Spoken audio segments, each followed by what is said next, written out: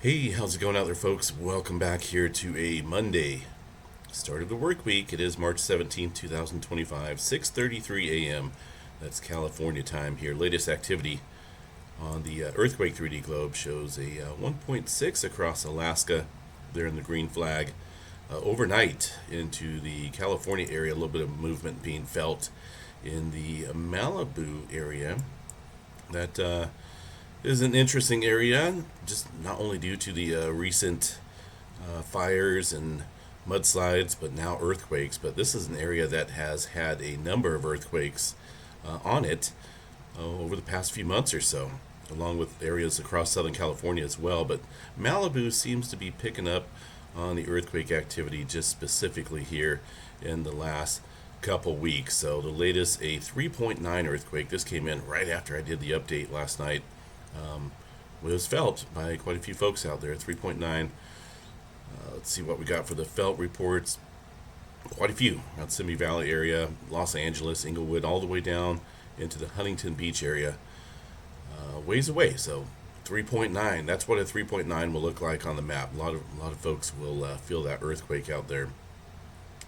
So let's go ahead and see what we got here for aftershocks, if you will. I don't know if I want to call these aftershocks, these events that we see out here, or just increasing pressure. And I think it's increasing pressure because we haven't had a main quake sequence out here.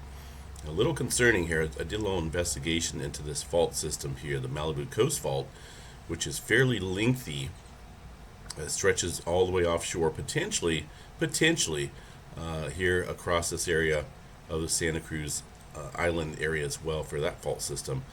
But also there's some link in between the Malibu Coast Fault and the Santa Monica Fault, which obviously stretches a little bit closer here to the Los Angeles area. And if you look, that kind of goes along with the Hollywood Fault, where we've seen earthquake activity recently as well. So it's a fairly lengthy dipping fault system with various other fault, different types of faults, boundaries on it. But it's mainly a kind of a dip fault here, which is fairly lengthy. If you think if you kind of put all these together here and think of a likelihood of a large earthquake hitting this whole area at once, the magnitude level there could be quite high, probably up around an upper 7 or so, if you take into account the potential linkage here between the two faults, and maybe even this fault, the third fault over here to the west. There's not a whole lot of recent full rupture activity out here. If you go to the Caltech website here, this gives you some information about the fault systems and the slip rate and the last time or when we'll see a next one, as far as the interval between major ruptures. Now, the Malibu Coast Fault, look at that slip rate. That's fairly low. That's a really low slip rate. So all this earthquake activity that we're seeing here recently leads me to believe that there's quite a bit of time that has passed since the last major rupture. A little uncertain on the interval between major ruptures. Most recent surface rupture, it says Holocene, but that could be obviously a couple thousands of years ago. Otherwise, way back in time here. So no recent large-scale release of pressure on that fault system.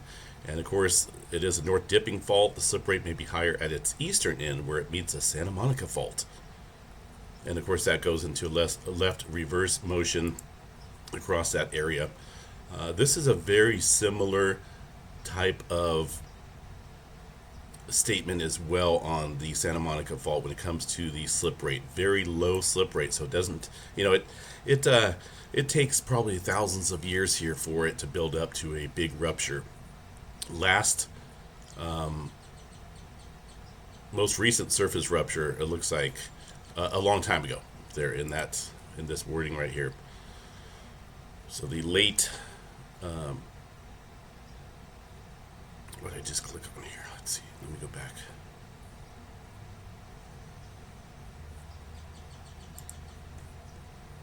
Not a whole lot of recent surface rupture right there. Interval between major ruptures unknown. Probable magnitudes on this question mark 6.0 to 7.0, and that's only if it's at the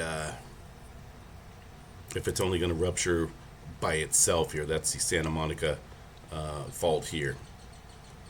But if you link these two, of course, the probable magnitude out here is dependent on the length of the fault system. And when you put these two together, probably upwards, maybe up around the upper 7 or so for this area. And there's not a whole lot of recent large-scale surface rupture. Full release. These little ones right here, just a friendly reminder that we're looking at a fault system that could be getting ready to produce a bigger earthquake out here. And this is just not, this isn't just a 3.9 that stirred up after being quiet for so long. This is a sequence of events here that we've seen over the last few months. Malibu's been getting hit with quite a bit of earthquake activity.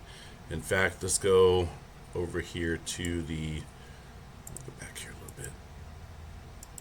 I'm on my laptop here, so I'm going to try and look at this. I'm going to go just 0.0 because we're going to look at this activity that has taken place here in the last year across this area specifically, just for earthquake activity. I think we're looking at something across this region here soon. Make sure I got the right area here. I wish they would add back the where am I? See, I'm getting lost out here.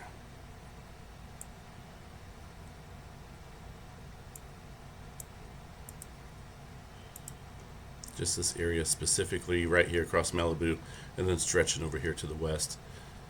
This is just going to be in the last year of all magnitudes.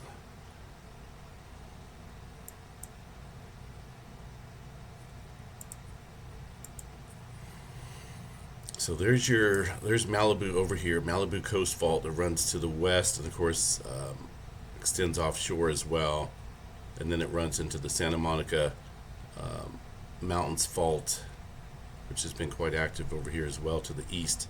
So specifically for this region here, that's a little bit of earthquake activity here. 167 earthquakes in the last year, the largest. No main quake, right? If you want to call the 4.7 that happened there last September a main quake, so be it, but I don't. I just consider it a sequence of minor to moderate earthquakes with really no main quake yet, but it could lead to something bigger. These increasing movement quakes here are a good sign of strain out here on this fault system, and it may be getting ready to produce a bigger earthquake. Again, no telling when the last one was, thousands of years ago, and with that slip rate there being super slow, it would take thousands of years to build up strain out here, but we may be living in that time period right now where things could it could pop. It may be overdue here. So 4.7, there's 4.1 that happened earlier this year.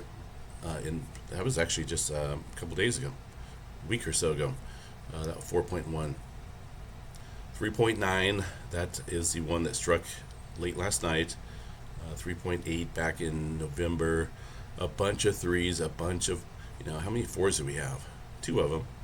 Bunch of threes, a bunch of twos, and a bunch of ones, right? That looks average in terms of the magnitude level count there. Say if you have, a certain amount of fours, you should have a certain amount of threes that follow it, and, double the amount of twos that follow the threes, and so on.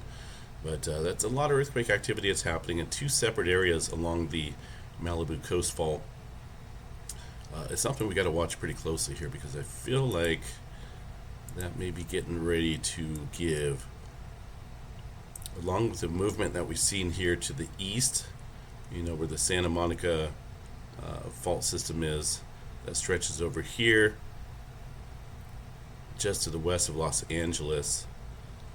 A lot of strain on this area, and we've noticed that transferring off of this area to the north here recently, where that a lot of earthquake activity up around West Hollywood on a fault system that they weren't really for sure if it was even a fault system, and then all of a sudden there's a bunch of earthquake activity on it, which pretty much confirmed that it was a fault. That 3.8 earlier this month there, North Hollywood area. So a lot going on. Looking at these little areas here, it's all kind of pointing towards maybe the Malibu Coast Fault and the Santa Monica Fault here. That we could see something larger in here, but it's obviously been an elevated pattern of earthquake activity as a whole across Southern California here last year and kind of leading up this year as well. So we got to watch out. Of course, the plate boundary out here, the main accumulator of the strain between the two plates. That's the San Andreas Fault. All these other secondary third faults. Just a sign here of the interaction of the plate boundary. And again, these fault systems aren't going to get as big of an earthquake as the San Andreas Fault, which is up to an 8.1 here, the southern branch. But that's proximity, location out here. We got this area, Malibu Coast Fault runs into the Santa Monica Fault, and that's very close here, to the Los Angeles area. Talking just a hop, skip, and a jump away. So that'd be quite damaging to see a big earthquake out there in this area. There's been so many obvious signs out here that something bigger is about ready to happen. I know some people will say it, some people won't. They don't want to be told that they're fear-mongering, but I don't think I'm fear-mongering here when I'm looking at obvious signs. It'd be different if we just had this one little earthquake swarm this morning and I said that, wow, get ready folks, something big is happening here just because we had this little swarm this morning. It's not just that swarm. You got to take into account everything else that's been happening out here across Southern California. So just be on guard out there. For the folks out there that may have felt this earthquake this last night in the Malibu area, got quite a few viewers out here in the Southern California area. Let me know what it felt like. It'd definitely be appreciated. Let's see what else we got here in Southern California specifically. That's about the only hot spot right now as far as today goes. I'm not counting the last couple months here where things were all over the place, right? That 5.4 outside of Bakersfield, Garlock Fault shear zone, swarms on the San Andreas Fault, the Puente Hills Thrust Fault was active last year. It's just a lot of signs out here.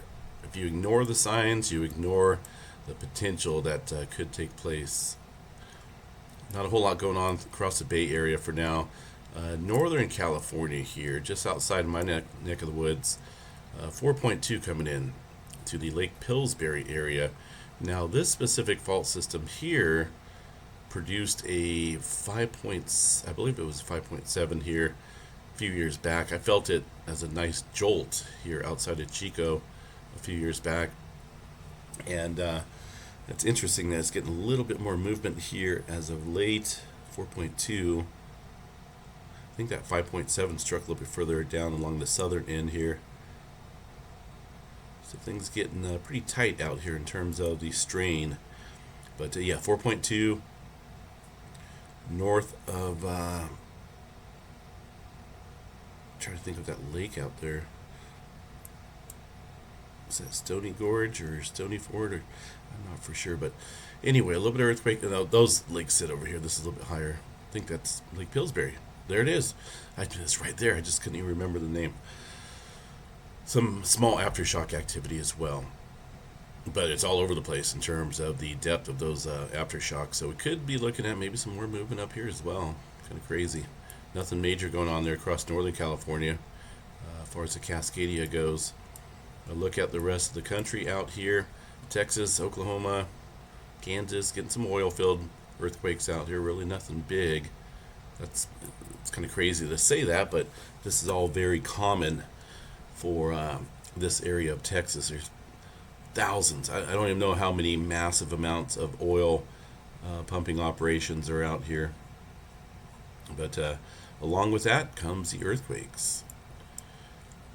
Looking at the world view of things here in the last 24 hours, 5.5 earthquake across the, let's see, that's just off the coast here of Baja California on the plate boundary between the Pacific Plate to the west and this little, it's called the Cocos Plate here, a smaller plate right here, right along that plate boundary. So that's a little interesting. Let's see what we got here for the little fracture boundary out here. And of course, that further to the east stirs up the Middle America Trench, which actually that's a little bit further down south here.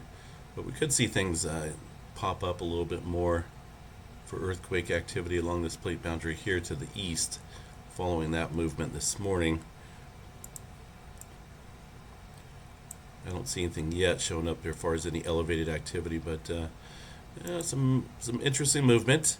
Got to watch California though when it's focused out here across this plate boundary. It's you got to take into account all the time that has passed out here since the last big one. And I'm talking about all over the place out here. San Andreas Fault, that's well overdue, right? We've been hearing about that for how many decades? Oh, the big one's overdue. 20 years has passed now, and here we are. 2025, it could very well be the year. All right, enough of California. Definitely just got a lot of activity there recently. Bunch of movement here into the Japan area.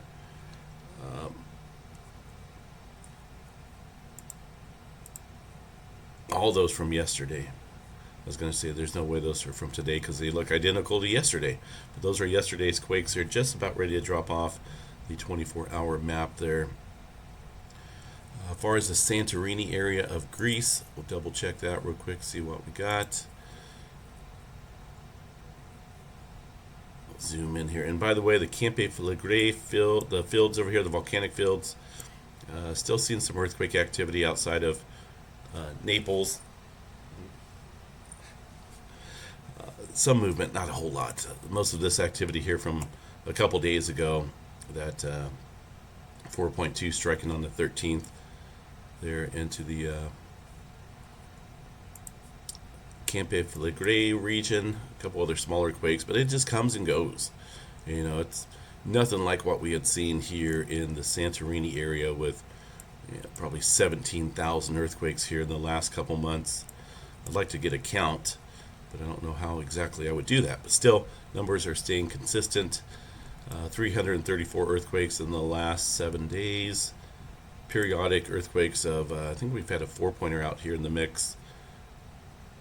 So the magnitude levels increasing slightly here in the last couple days. Multitude counts staying pretty consistent there. Just kind of watching it. That's about all we can do right now. Can't say with certainty as to what's going on here, but during times of elevated activity, obviously things can take place.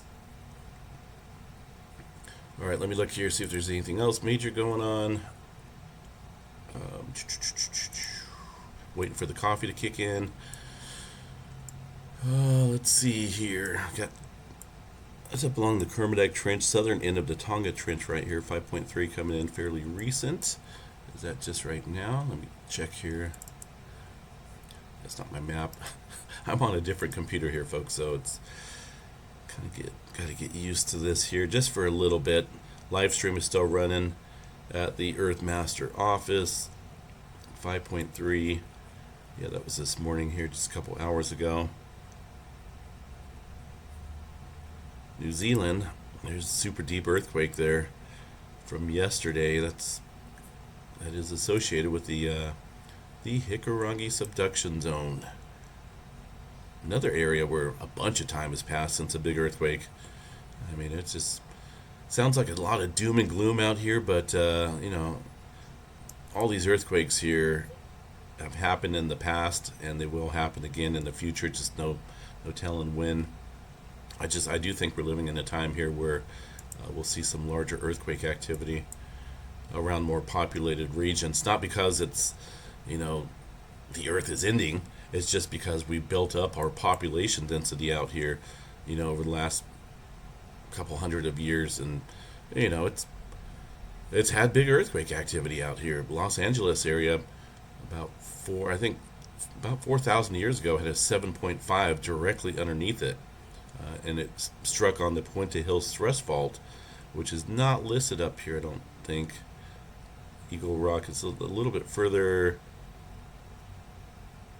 It's down underneath this area, underneath the East Montebello fault, and then it runs to the west. And that 7.5 struck on it about 4,000 years ago. Maybe they're thinking about 7.5 may have been bigger, and it's a thrust fault here. So obviously, Los Angeles was not there 4,000 years ago. The land was, and that's how they can tell that there was some big time land adjustment and whatnot by looking at and digging, of course, into the area below. But last year, this is the area that we had a swarm of activity on the Puente Hills thrust fault. So that kind of popped up along with various other areas out here.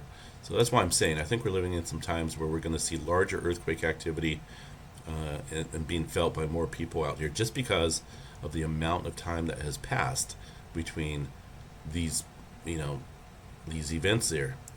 Malibu Coast Fault, Puente Hills Thrust Fault, San Andreas Fault. Here we are living in the future. 1.6 coming in just in the last few minutes there across Malibu right now. So still kicking up. Just got to be on guard out here, folks. Make sure you have an earthquake plan. It looks like the early alert shake system there may be back online. I don't see any error. I have not got an email yet from USGS regarding that 4.6 error that took place last week out here, around the Salton Sea area. But hopefully they'll get back to me. Not a whole lot going on there across the San Andreas Fault for now. Just a couple smaller quakes off of it. But it's been building, folks. All right, let's check out space weather activity real quick, see what we have, which is pretty quiet, as expected. My flare threat level will remain the same there on the live stream. These guys showing a 10%. I'm forecasting a 1% or less. I don't even see a 10% chance of anything on here, let alone in an X flare, probably not even an M flare. Pretty quiet out here in terms of the magnetic structure of the sun spots. And let's zoom in here, see if we can take a look at these. Yeah, there's not a whole lot. Take that back. I'm lying. There's a lot of sunspots out here, but guess what? You could have hundreds of sunspots on the sun, and if they are not magnetically complex, well, guess what? You don't get that special spark between the two areas. Some region out, or a little bit of area out here on this northeastern quadrant or limb of the sun here, not looking all that fancy. Pretty quiet looking. There's another area down here, not looking all that active either. So I don't expect much, folks. That is what is in the forecast there for the sun. Far as any major auroras out there, not looking likely. Pretty low key. The sun is staying low key right now. All right, Storm Prediction Center for severe weather. Not a whole lot happening. Mostly out there across California. I got a chance of thunderstorms there in my area today, just outside of Chico. We got nothing severe, but just some thunderstorm activity. Tomorrow, chance of some thunderstorms and maybe a hail threat out there. It looks like chance for some hail. Within, it looks like a probability of 1 inch diameter hail or larger within about 25 miles of a point. That's a Nebraska area eastward. And then after that, what we got here for day 3, really no major severe weather outbreak expected right now. It's just a marginal risk for some severe weather. Here it looks like on Wednesday.